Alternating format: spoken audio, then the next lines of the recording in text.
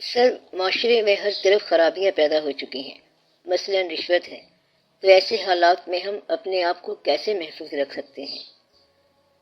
آپ ایک بات یاد رکھو کہ نہ نیکی کا راستہ کبھی بند رہا ہے اور نہ کبھی برائی کا راستہ بند ہوا ہے اور نہ کبھی یہ بند ہوگا۔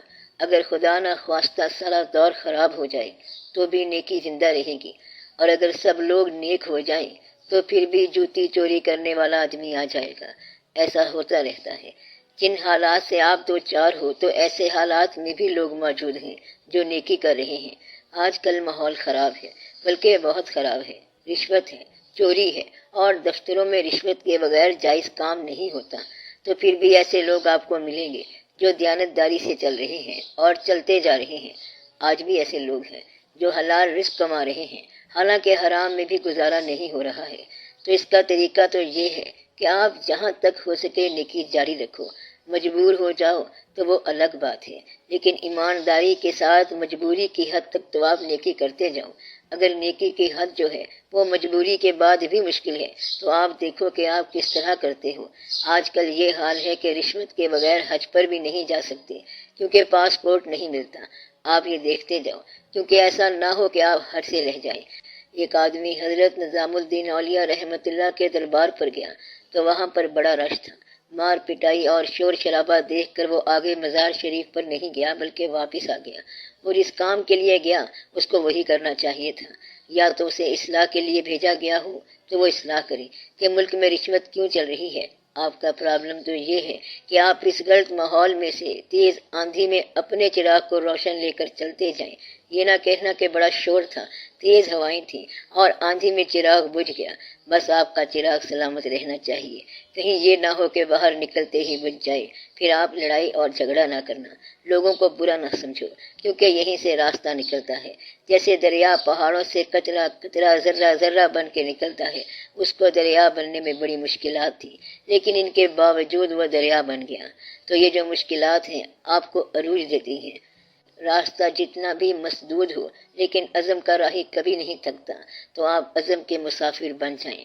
اگر آپ اپنے دوست سے ملنے جا رہی ہوں اور راستے میں سخت دشواریاں ہوں، بارش ہو اور طوفان ہو، تو عزم آپ کو وہاں پہنچا دے گا۔ اگر آپ وہاں پہنچ گئے تو آپ کو مبارک ہو۔ تو اگر آپ نے دوست کے گھر جانا ہے تو راستے میں جھگڑا نہ کرنا، اپنے بچوں کے پاس جانا ہے تو بھی جھگڑا نہ کرنا، ماں باپ کے پاس جانا ہو تو بھی جھگڑا نہ کرنا۔ تو جس نے خدا کے پاس جانا ہو اس کے لیے جھگڑا کیسا؟ خدا نے خود آپ کو اپنے راستے پر بلایا ہے۔ راستے میں رکاوٹ ہے، رشوت والے کھڑے ہیں، کئی مصیبتیں ہیں، مگر آپ آخرکار پہنچ جائیں گے۔ اب آپ کیا کہتے ہو؟ اگر اس نے بلایا ہے تو ہر رکاوٹ کو توڑ کر اس تک پہنچو۔ کہتے ہیں کہ معاشرتی برائیوں کو دور کرنے کے لیے ایک آدمی آئے گا، وہ رشوت کو ختم کرے گا، کیونکہ یہ اس کی ڈیوٹی ہوگی اور وہ اسی کام کے لیے آ رہا ہے۔ اس کے پاس طاقت ہوگی اور اسلحہ بھی ہوگا، اور اس طرح وہ رشوت بند کر دے گا۔ صرف تبلیغ سے رشوت بند نہیں ہوگی، جب وہ سختی کرے گا تو لوگ رشوت سے توبہ کر لیں گے۔ وہ جو حکم دے گا ویسا ہونا شروع ہو جائے گا، پھر یہ قوم اسلام میں آئے گی۔ اب دوسرا وقت آنے والا ہے اور پھر تیز ہونے والا ہے، پھر وہ جو کہے گا وہ کرائے گا۔ تھوڑے دنوں کی بات ہے، جب ایسا وقت آ گیا تو سب کے ہوش ٹھکانے لگ جائیں گے، مار پڑنی شروع ہو جائے گی، کیونکہ وہ جو کہے گا وہ ہوگا۔ ابھی تک جو کہا گیا ہے وہ پورا نہیں ہوا، کیونکہ ابھی اس لیول کے لوگ نہیں آئے۔ جلد ہی یہ اچھی خبر آئے گی کہ وہ کام کرنے والا آ گیا ہے، اور وہ جو چاہے گا کرائے گا۔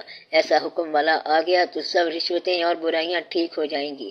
آپ کی بڑی مہربانی، آپ لوگ رشوت نہ لیا کرو، یہ دوسروں پر ظلم ہوتا ہے اور گناہ ہوتا ہے، یہ کوئی اچھی چیز نہیں ہے۔ اور بیان دینے والے کو دیکھو کہ آج ہی رشوت لی ہے اور رشوت کے خلاف بیان دے دیا ہے۔ کہتا ہے قوم بڑی غریب ہو چکی ہے، دوسروں کا مال نہ کھاؤ، اور خود اس نے دوسروں کا مال کھایا ہوا ہے۔ یہ وہ لوگ ہیں کہ جو کہتے ہیں اس کے خلاف عمل کرتے ہیں، اس لیے ان کی باتوں میں تاثیر نہیں ہوگی۔ ایسے کم لوگ ہیں جنہوں نے سیاست میں مال نہ بنایا ہو یا مال کی نیت سے سیاست نہ کی ہو۔